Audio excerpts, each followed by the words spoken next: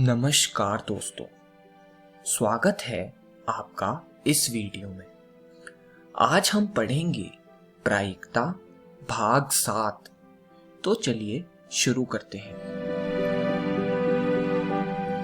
इस वीडियो में हम पढ़ेंगे समसंभाव्य परिणामों की प्रायिकता, घटना A या B की प्रायिकता तथा घटना A नहीं की प्रायिकता। सबसे पहले समझते हैं समसंभाव्य परिणामों की प्रायिकता, यानी अंग्रेजी में probability of equally likely outcomes. मान लीजिए एक परीक्षण का प्रतिदर्श समष्टि यानी सैंपल स्पेस S बराबर omega 1, omega 2 up to omega n, जो कि एक सेट की फॉर्म में लिखा गया है। मान लें कि सभी परिणाम समसंभाव्य यानी इक्वली लाइकली। इसका तात्पर्य है कि प्रत्येक सरल घटना के घटित होने की संभावना समान है, जैसा एक सिक्के को उछालने पर होता है। हेड्स और टेल्स दोनों में से किसी के भी आने की प्रायिकता 1/2 या 1/2 है, तो वह इक्वली लाइकली यानी समसंभाव्य है। यानी omega i belongs to S के लिए हर एक प्रायिकता ओमेगा आई की एक ही होगी, यानी P के बराबर होगी।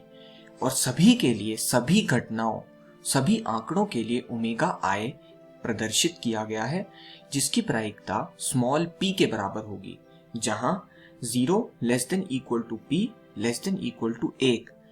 तो हर सैंपल पॉइंट की प्रायिकता सेम होगी, यानी इसमें p से डिफाइन किया गया है, क्योंकि सभी प्रायिकताओं का योग मैक्सिमम 1 के बराबर होता है।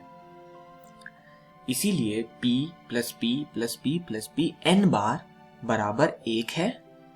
अतः n इंटू p हो गया, जो कि 1 हुआ। और वहां से हमने p की यानी स्मॉल p की वैल्यू 1/n निकाल ली। ये बहुत ही ध्यान देने वाला टॉपिक है दोस्तों।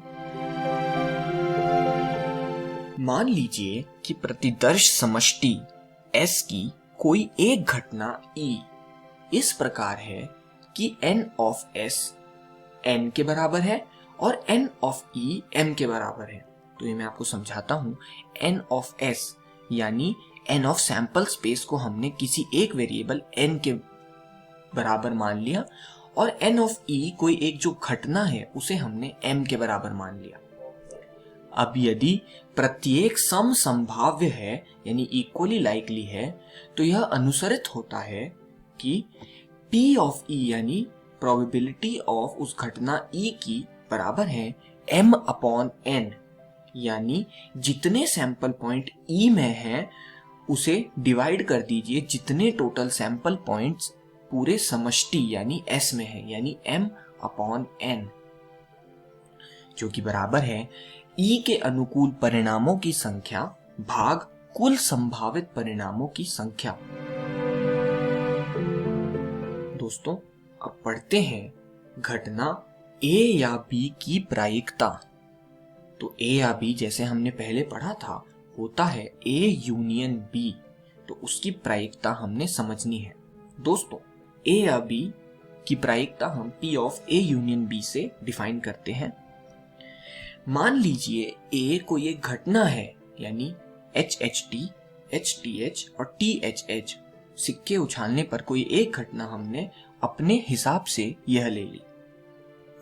और B हमने यह ले ली HTH, THH और HHH, तो हमने अपने मन से कोई 2 घटनाएं ले ली। अब एक सिक्के की 3 उछालों के परीक्षण की यह 2 घटनाएं हैं जो हमने ऊपर ली हैं। तो यहां दोस्तों P of A union B होगा P ऑफ HHT जमा P ऑफ HTH जमा P ऑफ THH। यदि सभी परिणाम समसंभाव्य यानी इक्वली लाइकली हों, तो P of A union B बराबर है 1/8 जमा 1/8 जमा 1/8 जमा 1/8, क्योंकि P of A union B में 4 सैंपल पॉइंट्स हैं और सभी की प्रायिकता बराबर है तो 1/8, क्योंकि सैंपल स्पेस में टोटल 8 सैंपल पॉइंट्स हैं, तो यह बराबर होगा 1/2 के। अब उसी प्रकार P ऑफ A होगा प्रोबेबिलिटी ऑफ HHT जमा प्रोबेबिलिटी ऑफ HTH जमा प्रोबेबिलिटी ऑफ THH, जो कि 3/8, क्योंकि हमने इन्हें समसंभाव्य माना है, तो 1/8 जमा 1/8 जमा 1/8 होगा 3/8 के। अब प्रोबेबिलिटी ऑफ B निकाल लें, जो कि होगा प्रोबेबिलिटी ऑफ HTH जमा प्रोबेबिलिटी ऑफ THH जमा प्रोबेबिलिटी ऑफ HHH, जो कि हमें 3/8 के बराबर मिल गया। अब आप ध्यान दीजिए कि P ऑफ A जमा P ऑफ B को हम ऐड करते हैं तो 3/8 जमा 3/8 होता है 6/8। लेकिन यह स्पष्ट हो गया कि P of A union B बराबर नहीं है P ऑफ A जमा P ऑफ B के, क्योंकि ऊपर हमने P of A union B 1/2 निकाला, लेकिन P of A plus P of B हमें 6/8 मिला। तो दोस्तों सोचिए कि ऐसा क्यों हुआ। बिंदुओं HHT और THH A तथा B में उभयनिष्ठ अवयव हैं, यानी HHT और THH दोनों में कॉमन आ रहे हैं। P ऑफ A जमा P ऑफ B के परिकलन में HTH और THH यानी A इंटरसेक्शन B के अवयव की प्रायिकता को 2 बार सम्मिलित किया गया है।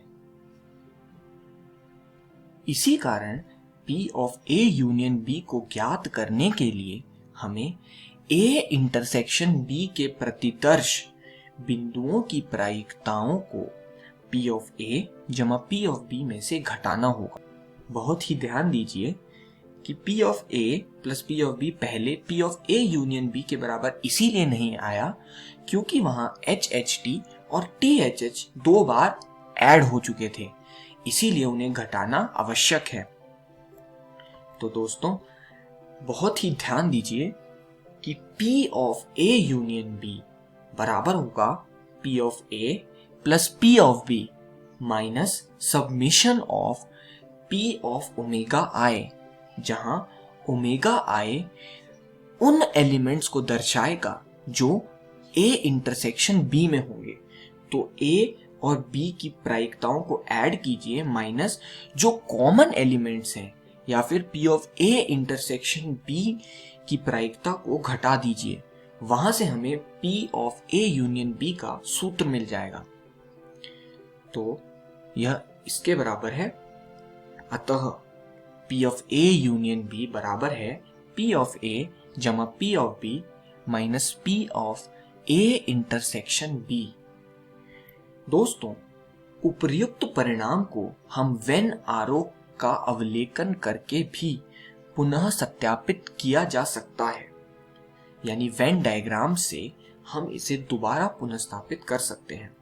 तो आप यह बहुत ध्यान से देखिए, पहला गोला यानी नीला गोला A को दर्शाता है और दूसरा सफेद गोला B को। तो हम जानते हैं कि A माइनस B वह है जो केवल A में है और B माइनस A सिर्फ B में। तो दोस्तों जो बीच का एलिमेंट है B इंटरसेक्शन A वह हमें घटाना होता है। अतः हमने यह जान लिया कि P of A union B किसके बराबर होता है। यदि A और B असंयुक्त समुच्चय हों, यानी ये दोनों परस्पर अपवर्जी घटनाएं हों, तो A इंटरसेक्शन B फाई होता है। यह हमने पहले पढ़ा है।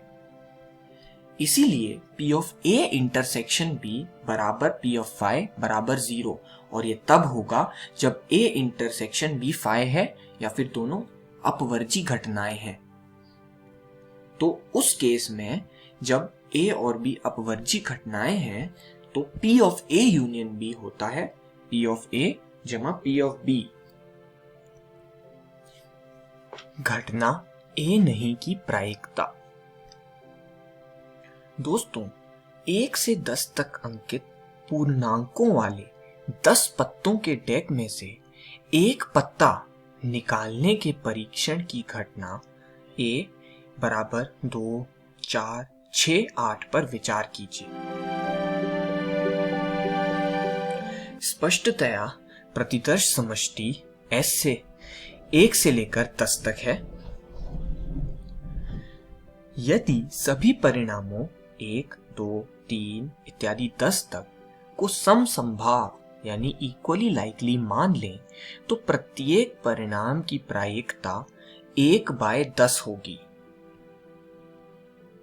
तो P of A बराबर P of 2 जमा P of 4 जमा P of 6 जमा P of 8, और क्योंकि ये समसंभाव्य हैं अर्थात 1/10 जमा 1/10 जमा 1/10 जमा 1/10 जो कि 4/10 जो कि 2/5 के बराबर आते हैं। साथ ही घटना A नहीं यानी A कॉम्प्लीमेंट जो कि 1, 3, 5, 7, 9 और 10 ये वे संख्याएं हैं जो A में नहीं आती।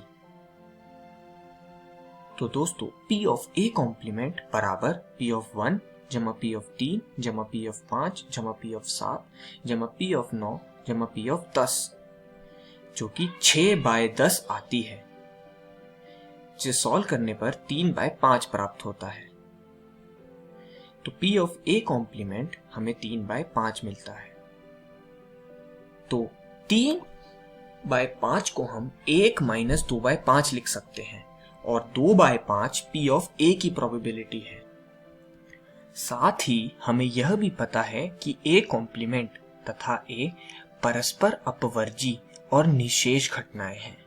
तो यहां से हमने यह प्राप्त किया कि P of A कॉम्प्लीमेंट बराबर होता है 1 - P of A के।